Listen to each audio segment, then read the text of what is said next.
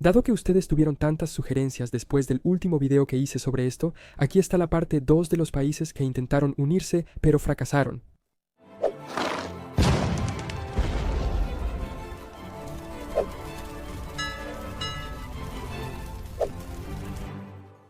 Esto incluye uniones que se propusieron pero nunca ocurrieron o uniones que sí ocurrieron pero fueron algo efímeras. Comencemos de inmediato con los que están en la miniatura. Primero el Benelux, o más precisamente el Reino Unido de los Países Bajos. Fue un estado de corta duración que existió desde 1815 hasta 1830, creado a raíz de las guerras napoleónicas y el Congreso de Viena, que buscaba redibujar el mapa de Europa tras la derrota de Napoleón Bonaparte. Reunió a la antigua República Holandesa y los Países Bajos austriacos, la actual Bélgica. Los principales objetivos de esta unión eran crear un fuerte estado tampón entre Francia y las principales potencias europeas para promover la estabilidad en la región. Su constitución tenía como objetivo promover la unidad entre las poblaciones de habla holandesa y francesa en el reino. Sin embargo, las tensiones y desacuerdos entre estos grupos lingüísticos y culturales persistieron. La población predominantemente católica de Bélgica se sintió marginada y oprimida por el gobierno protestante holandés. En 1830, estas tensiones estallaron en la Revolución Belga por la Independencia. El Reino Unido de los Países Bajos no pudo mantener a sus provincias del sur, y la mayoría de las potencias europeas reconocieron la secesión de Bélgica. El reino se disolvió en 1830, y la monarquía holandesa continuó existiendo como los Países Bajos. Su corta existencia destaca los desafíos de crear una sola nación a partir de regiones con diferencias lingüísticas, religiosas y culturales distintas, que finalmente fueron la causa de su desaparición. Luego tenemos Transcaucasia, que también tiene un nombre oficial más largo, la República Federativa Democrática Transcaucásica, un país de muy corta duración en la región del Cáucaso Sur que existió desde 1918 hasta 1919. Fue establecida a raíz de la Revolución Rusa y el colapso del Imperio Ruso, que anteriormente gobernaba la región. La república fue creada por el Comisariat Transcaucásico, un gobierno provisional establecido por líderes políticos locales en el Cáucaso Sur, incluyendo georgianos, azerbaiyanos y armenios. Se pretendía que fuera una federación multiétnica y multirreligiosa que uniera a los tres principales grupos étnicos en el Cáucaso Sur. Sin embargo, la frágil unidad de la república fue constantemente desafiada por conflictos étnicos, tensiones políticas y amenazas externas, principalmente de los otomanos. En abril de 1918, el Imperio Otomano invadió, lo que llevó a la disolución de la República. El territorio fue finalmente retomado por los rusos, ahora como la Unión Soviética. Y fueron unas buenas décadas antes de que los tres lograran la independencia nuevamente, pero como tres países separados y no uno unido. Otra posible unión de vecinos regionales estaba en los países bálticos, con Livonia, el Ducado Báltico Unido, existiendo precisamente en los mismos años que Transcaucasia y teniendo una razón de ser similar. Fue una entidad política de corta duración que existió durante las secuelas de la Primera Guerra Mundial y la Revolución Rusa, particularmente desde 1918 hasta 1919. Fue un intento de establecer un estado tampón dominado por Alemania, incluso títere, en la región báltica, que abarca la actual Letonia y Estonia. El ducado fue un producto del Tratado de Brest-Litovsk, que se había firmado entre las potencias centrales, incluyendo Alemania y la Rusia soviética, en marzo de 1918. El tratado reconoció la independencia de Estonia y Letonia, pero permitió una influencia alemana significativa en la región. Se pretendía que fuera una monarquía bajo control alemán, con un duque o rey alemán a la cabeza. Este arreglo estaba en línea con las ambiciones del Imperio alemán para asegurar una posición estratégica y económica en la región del Báltico. Sin embargo, las poblaciones bálticas locales deseaban independencia y autonomía. Los movimientos nacionalistas en ambos países rechazaron el régimen dominado por los alemanes y buscaron establecer sus propios gobiernos. A medida que los locales se organizaban en consejos nacionales, resistieron efectivamente el gobierno alemán y proclamaron la independencia, marcando el fin de facto de la Unión. Alejándonos de Europa, también están Singapur y Malasia. Aunque Singapur es un estado-ciudad independiente hoy en día, hubo un breve periodo en el que quería ser parte de Malasia. Ocurrió entre 1963 y 65. Este año, Singapur se unió a la Federación de Malasia junto con los estados miembros existentes de Malaya, Sabah y Sarawak. Pero desde el principio no fue muy bien. Singapur tenía una población predominantemente étnica china, mientras que Malasia era más étnicamente diversa, con significativas comunidades malayas, indias e indígenas. El gobierno malasio implementó políticas destinadas a lograr un equilibrio entre estos diversos grupos étnicos, pero en su mayoría fracasaron o enfrentaron oposición. El gobierno de Singapur bajo Lee Kuan Yew promovió un sistema más abierto, que a veces chocaba con las políticas de Malasia, consolidando sus diferencias ideológicas además de las étnicas. En 1965, Singapur fue expulsado de Malasia y se convirtió en una nación independiente y soberana. Y en Sudamérica tenemos a la Gran Colombia, una federación que existió desde 1819 hasta 1831. Incluía lo que ahora es Colombia, Ecuador, Panamá y Venezuela.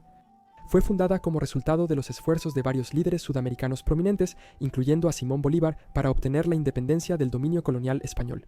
Las naciones que se convertirían en la Gran Colombia formaban parte del virreinato español de la Nueva Granada, y la lucha por la independencia había estado en curso durante muchos años. La Gran Colombia fue fundada con la visión de crear una gran nación sudamericana unida y poderosa, inspirada en los ideales de la Revolución Francesa y los escritos de los pensadores de la Ilustración Europea. Tenía una forma de gobierno republicana con un sistema presidencial y su primer presidente fue, de hecho, el mismo Simón Bolívar. La federación experimentó divisiones políticas y regionales, dificultades económicas y conflictos entre sus líderes. Se disolvió oficialmente en 1831 con la secesión de Venezuela, seguida de Ecuador y Nueva Granada, Colombia. Panamá permaneció como parte de Colombia hasta que obtuvo su propia independencia en 1903. Hoy en día, algunos efectos de ello aún son visibles, principalmente en las banderas muy similares que muchos de ellos usan, refiriéndose a la bandera histórica de la Gran Colombia. Luego tenemos la unión temporal de Kalmar entre los reinos de Noruega, Dinamarca y Suecia bajo un solo monarca durante los últimos años del siglo XIV y principios del siglo XV, establecida en 1397 y tomando su nombre de la ciudad de Kalmar en la que se firmó su tratado inicial.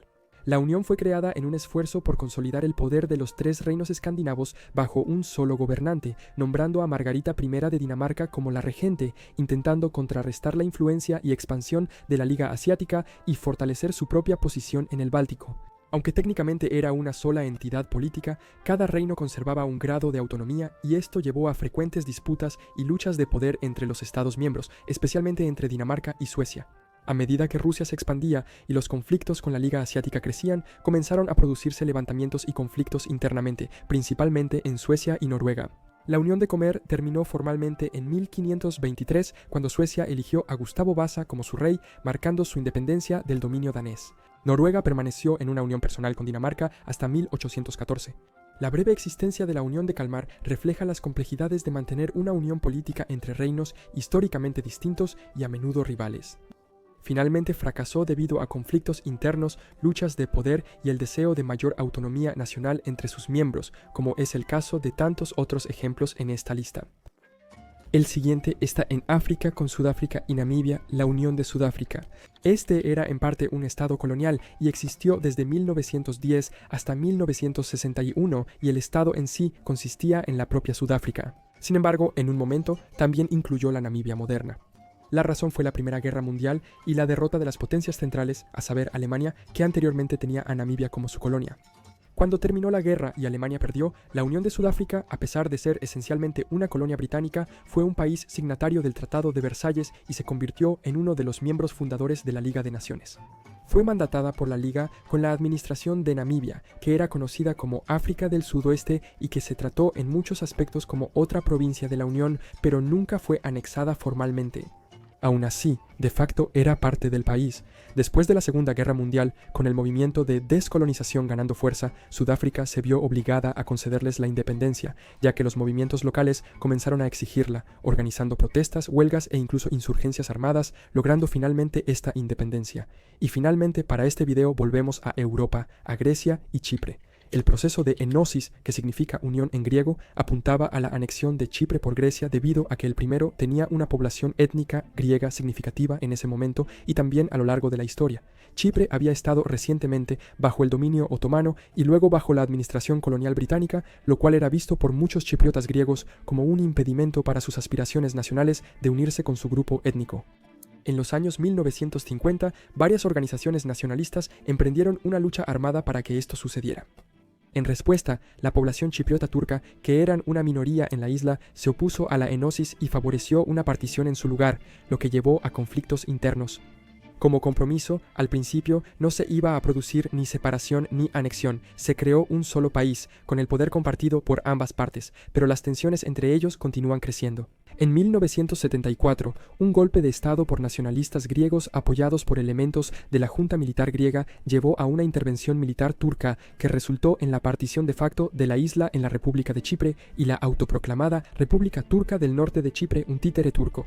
El problema persiste hasta hoy, con la isla dividida y una zona de amortiguamiento separando a las dos comunidades, pero sobre todo se detuvo el intento de unión, debido a la resistencia de otra minoría étnica en la intervención de otro vecino, Turquía.